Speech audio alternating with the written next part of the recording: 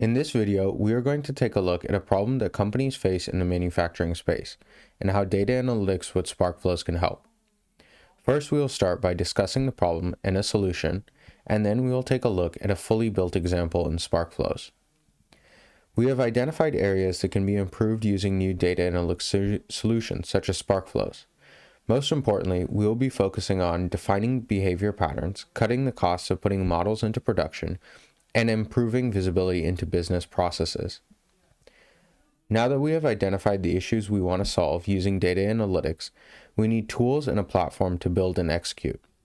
This is where Sparkflows enters the picture.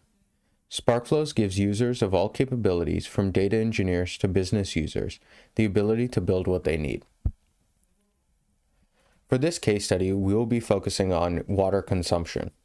We want to create a model that will predict whether an excess amount of water will be consumed during production on a particular day. Water is a vital resource and production input in almost any industry, so it is important to be able to predict whether it will exceed allocation.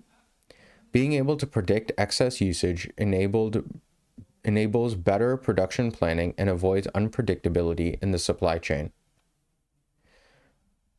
This solution will be split into 4 parts. First, we will start by preparing the data and getting ready for both modeling and exploration. Then we will conduct some preliminary data exploration.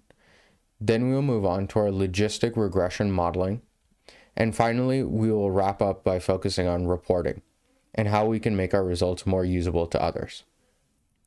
Thank you for listening.